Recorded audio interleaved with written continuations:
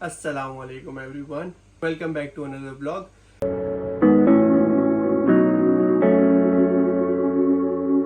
तो इस व्लॉग में मैं आप लोगों को बताऊंगा कि आप लोगों का वीज़ा लग गया है, टिकट हो गई है, सब कुछ हो गया है, बस आप लोगों को यूके आना है। और यूके आने के बाद फिर आप लोगों ने करना क्या है।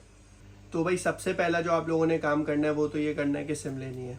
ठीक है, सबसे ज़रूरी चीज़ है, क्योंकि आप लोग जैसे ही लैंड करेंगे आप लोगों को अपने घर में इन्फॉर्म करना होगा कि हम लोग सेफली यहाँ पे पहुँच गए हैं और अपनी एकोमोडेशन में पहुँच गए। तो सबसे ज़रूरी जो है वो है सिम। ठीक है, सिम आप लोगों को कहीं से भी मिल सकती है, आप एयरपोर्ट से भी ले सकते हैं। नहीं तो अगर आपका कोई फ्रेंड्स एंड फैमिली अगर यहाँ पे ऑलरेडी यूके में, तो आप उन लोगों से बोल के अपने लिए एक सिम मंगवा के रख सकते हैं। तो शुरू में आप लोग यही करें कि PSU को सिम ले लें। यहाँ पे दो तरह का होता है, या तो आप कॉन्ट्रैक्ट पे सिम ले सकते हैं या तो आप PSU को लेते हैं। PSU को में ये होता है कि आपको मंथली हर मंथ आपको मतलब पैकेज कराना होता है। और जो कॉन्ट्रैक्ट होता है उसमें बेसिकली ये होता है कि आप 2 या 3 साल के लिए बाउंड हो जाते हो, तो आपको उसी पर्टिकुलर सिम के साथ रहना पड़ता है 2 या 3 साल। तो लेट सपोज अगर आपने एक सिम ली और आपको वो उसकी सर्विस पसंद नहीं आ रही, तो आपको 2 या 3 साल तक उनके साथ ही रहना पड़ेगा। आप अपना कॉन्ट्रैक्ट ख़त्म नहीं कर सकते, वरना आपको अर्ली फीस और कैंसिलेशन फीस देनी होगी।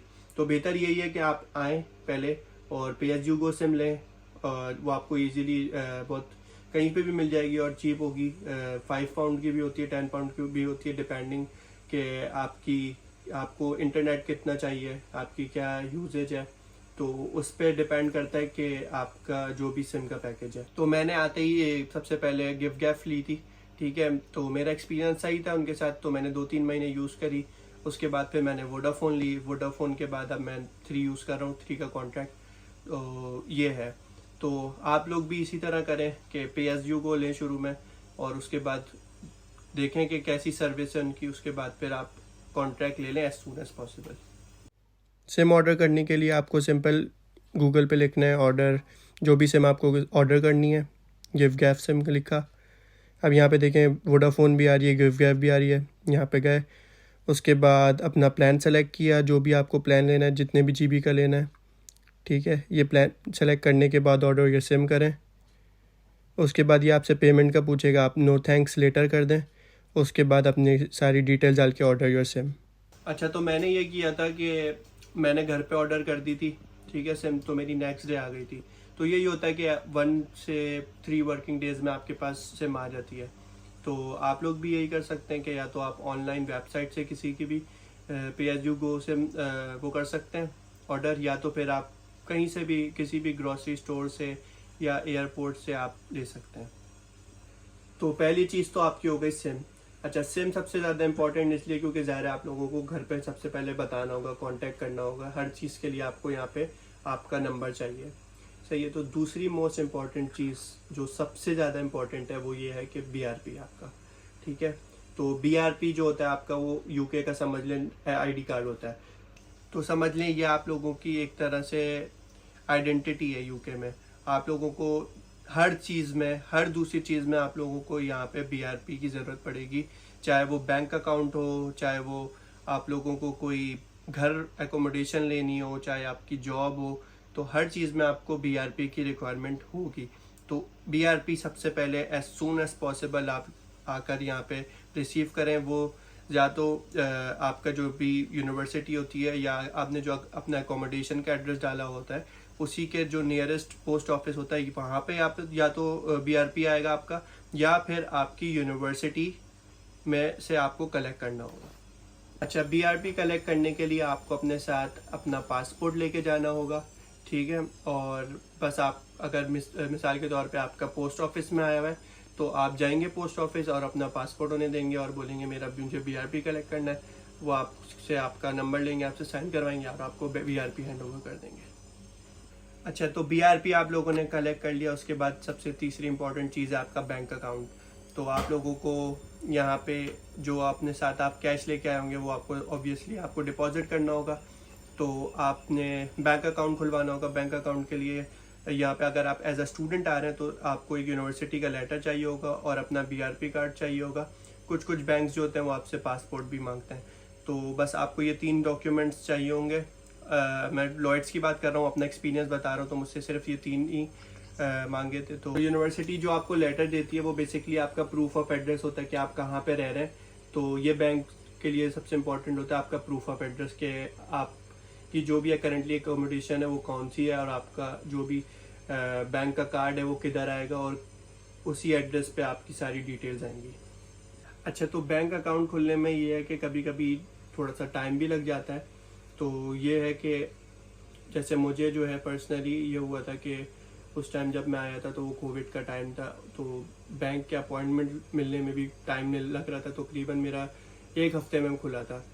तो अभी का करंटली सिनेरियो कुछ डिफरेंट होगा ऑब्वियसली। तो मेरे ख्याल में अभी ये है कि आपको बस ऑनलाइन फॉर्म फिल करना है, ठीक है, और अपनी सारी डिटेल्स डालनी है, फॉर्म सबमिट करना है, और आपको वो विद इन 1 या 2 डेज़ में वो कॉल करेंगे। उसके बाद आपको वहाँ जाके अपने सारे आइडेंटिटी प्रूफ करनी है और वो आपका अकाउंट आपको खोल देंगे, और उसके बाद 3 से 5 वर्किंग डेज़ में आपका कार्ड आपके पास आ जाएगा। अच्छा, तो ऑनलाइन अप्लाई करने के लिए सिंपल आप गूगल पे जाएं, लॉयड्स बैंक अकाउंट लिखें, अप्लाई ऑनलाइन।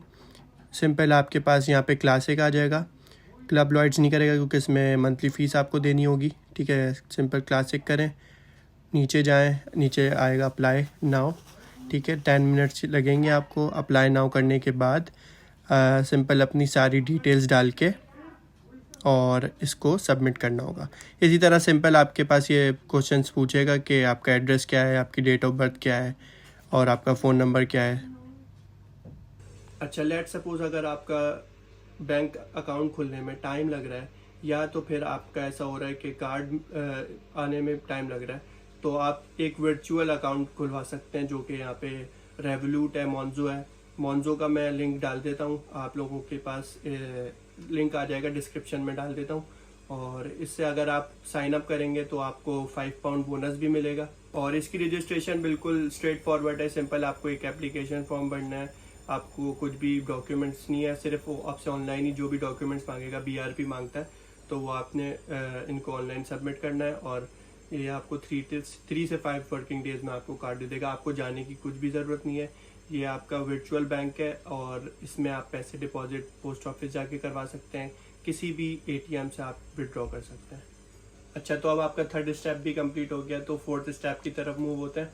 तो 4th स्टेप जो है वो है आपका NI number, national insurance number, जो कि one of the most document है। अगर आपको जॉब करनी है यहाँ पे, तो नेशनल इंश्योरेंस नंबर आपको अप्लाई करना होगा एज सून एज आप यहाँ पर आ रहे हैं, और जल्द से जल्द अप्लाई करें, क्योंकि इसमें कम से कम 15 to 20 डेज लगते हैं नेशनल इंश्योरेंस नंबर आने में।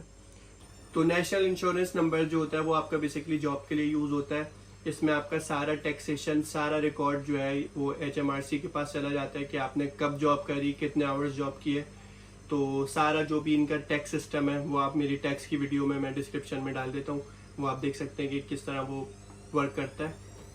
तो NI नंबर के बगैर आप लोग कहीं पे भी जॉब नहीं कर सकते हैं, लेकिन NI नंबर जब आप अप्लाई करते हैं तो आपके पास एक रेफरेंस नंबर आ जाता है। तो उस रेफरेंस नंबर के बिहाफ पे कुछ एम्प्लॉयर्स जो होते हैं वो आपको हायर कर लेते हैं। मोस्टली जो होते हैं वो नहीं करते, वो कहते हैं कि आप अपना NI नंबर का वेट करें, जो कि 15 to 20 days, sometime 10 to 15 depending on your location. तो उसके बाद फिर आपकी जॉब आपकी स्टार्ट होती है NI के ऊपर।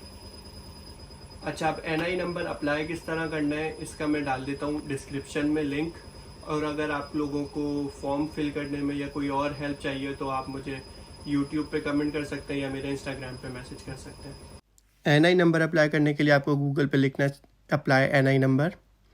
उसके बाद आपके पास ये गवर्नमेंट UK की वेबसाइट खुल जाएगी, इस पर आप जाएंगे और इसको अच्छी तरह पहले पढ़ लें।